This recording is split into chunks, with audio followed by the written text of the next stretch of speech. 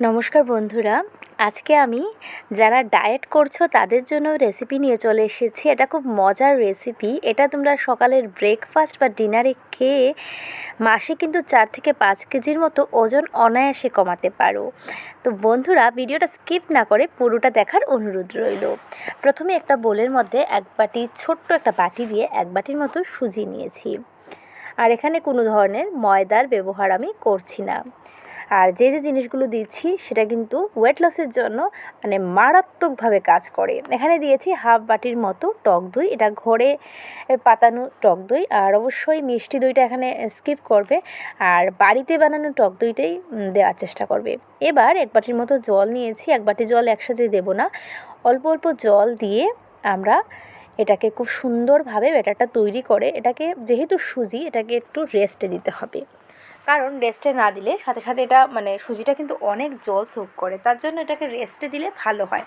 তো তার জন্য আমি এটাকে ঢেকে 10 থেকে 15 মিনিট রেখে দেবো। তবে আমার কাছে টাইম ছিল না, তার জন্য মাত্র 5 মিনিট রেখেছি। তোমরা অবশ্যই 15 থেকে 20 মিনিট এটাকে রাখবে। আমি বলবো যত বেশি এটাকে রেস্টে দেবে তত বেশি ভালো হবে, তোমার রেসিপিটা তত বেশি ইয়াম্মি সুস্বাদু হবে। তো দেখো, এবার এটার মধ্যে আমি এখানে কিছু সবজি দিয়ে দেব, যেটা তোমরা পছন্দ করো। ওয়েট লসে সবজি কিন্তু খেতেই হবে, অনেক অনেক বেশি সবজি খেতে হবে। কারণ যেহেতু কার্বোহাইড্রেটটা বাদ দিয়ে দিচ্ছি, তাই সবজিটা যদি কম পরিমাণে আগের মতোই খাও, তাহলে কিন্তু তোমার উইকনেস চলে আসবে, তোমার অন্যান্য অনেক সমস্যা হবে। তো আমি এখানে একটা টমেটো কুচি দিয়েছি, গাজর কুচি আর ক্যাপসিকাম। আর দেখো, স্পাইসির জন্য একটার মতো লঙ্কা কুচি করে এখানে দিয়ে দিচ্ছি। তোমরা চাইলে অন্য যে কোনো ধরনের সবজি এখানে কিন্তু ব্যবহার করতে পারো। বাঁধাকপি কুচি দিতে পারো, বিট দিতে পারো। হ্যাঁ বন্ধুরা, তবে বিট দিলে এটার কালারটা কিন্তু চেঞ্জ হয়ে যাবে, রেডিশ একটা কালার চলে আসবে, বেশ ভালোই লাগবে। অন্য যে কোনো ধরনের সবজি কিন্তু অ্যাড করতে পারো। এবার স্বাদ মতো লবণ দিয়ে দিচ্ছি আমি এখানে, আর দেব সামান্য একটু জল, কারণ একটু পাতলা করব। আর দিচ্ছি 1 চামচের মতো গোলমরিচের গুঁড়ো কিন্তু আমাদের ওয়েট লসে অনেক বেশি ইম্পর্টেন্ট একটা পার্ট, গোলমরিচের গুঁড়াটা।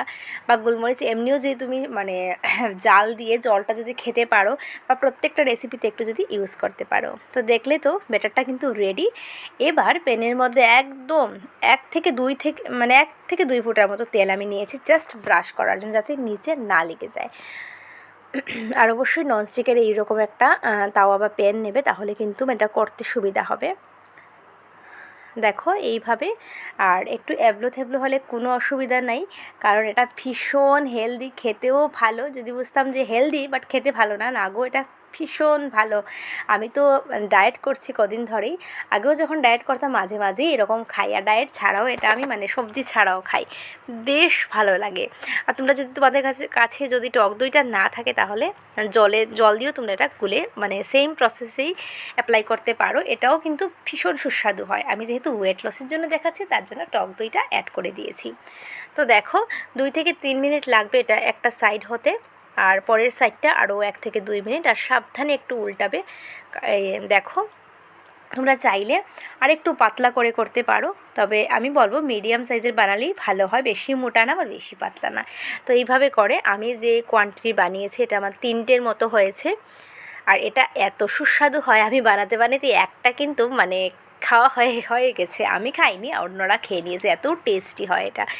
তুমি যে ডায়েট করছো আর ভালো ফাস্টফুড খেতে পারছো না, এরকম কিছু মনেই হবে না। মনে হবে বাইরে থেকে কোনো চিলা বা চাপাতি কিনে খাচ্ছো, তো টেস্টি এটা। যে কোনো চাটনি খেতে পারো তোমার পছন্দের এটার সাথে।